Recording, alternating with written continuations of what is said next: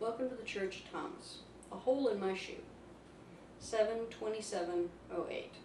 There are miracles that God has given me in times of my need. Sometimes it was healing. Sometimes it was a job or resources to survive.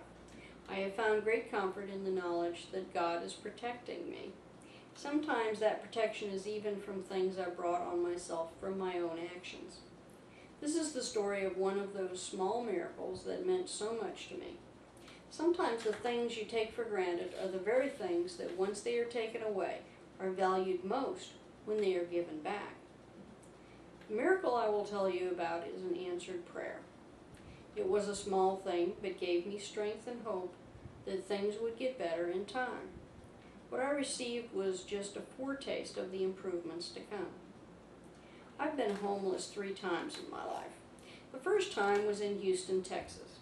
It started out very unexpectedly. The timing of this happened to be the coldest winter in a decade. I was totally unprepared when it happened. The apartment that I lived in was a building in Montrose. It was a nice, comfortable old building. It had originally been a large home that had been divided to make apartments. I lived there with my best friend Steve. He had taken me in after I had gotten back from pursuing a love interest around the U.S.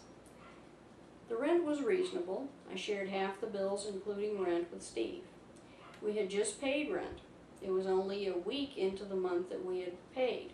The landlord locked everyone out without any notice.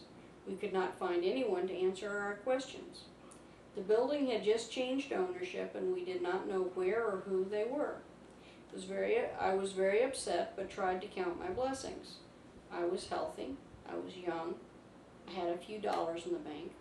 We, of course, never saw the month of rent that we had prepaid, or the prepaid deposit ever again. What I had in the bank was not enough for a new apartment's deposit, let alone first month's rent. I did not have a job, but I was looking. I did not drink, do drugs, or have any psychological problems. The first miracle was I found a van that did not run a few blocks from my old apartment. The owner only wanted $200 for it. I got behind the van with Steve steering and pushed it to a location close by. It was a street where there were many other vehicles that did not move often. When the landlord locked us out, he put some of our belongings in boxes outside the door. He did not seem to think my stereo, record and book collections, and other personal belongings worthy of putting outside the apartment. With the clothes that had been cleared from my apartment, I set up living quarters in the van. Because the van locked, I did not need to carry my stuff with me to interviews for jobs. This was a very good thing. Any interviewer that saw me carrying everything with me would never have given me the time of the day, let alone a chance to interview to get a job. There were the problems that I did not realize would come up. I soon found that without any address and phone number, applications were not leading to an interview. I found a friend who was willing to be the address and phone number. I got a job at a restaurant working the dish machine. I washed up in the bathroom before my shift. I got a free meal from the restaurant on the days that I worked. On my days off, I cooked in a can in my van.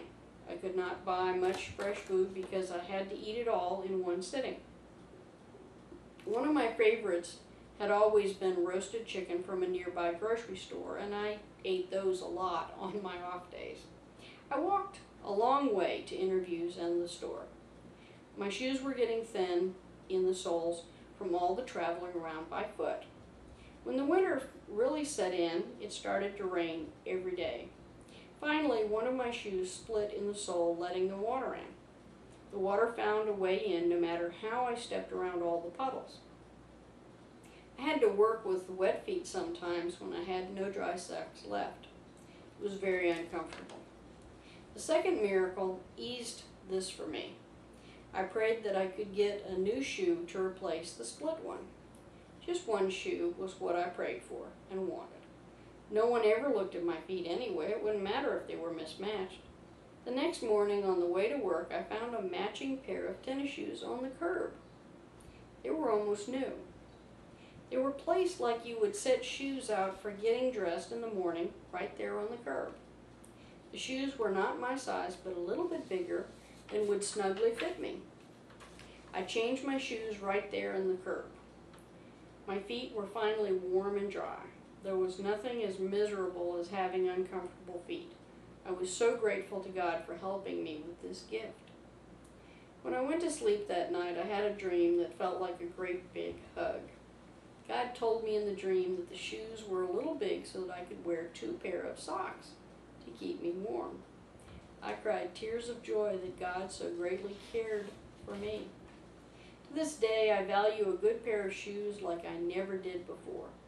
The next time you look in your closet, count the pairs of shoes. You will probably find a huge variety of them. You will probably have a pair for every occasion. You might even have a few pairs of each kind. Ask yourself how often you wear each pair. Ask yourself if you have lost interest in some of them, which might be the case if you don't even remember having them in the first place. When you find such a pair of shoes that are not in tatters, I want you to consider something. There may be someone like me that would be overjoyed to have a pair of shoes that did not leak.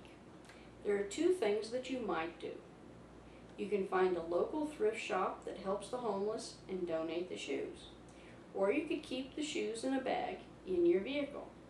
That vehicle you are not forced to live in to protect yourself. Look for God's signs. You might just be putting them on the curb. Or maybe you will be handing them to someone that God shows you, saying, "This is the one who needs them." God bless the whole world, no exceptions. Angel Eliza.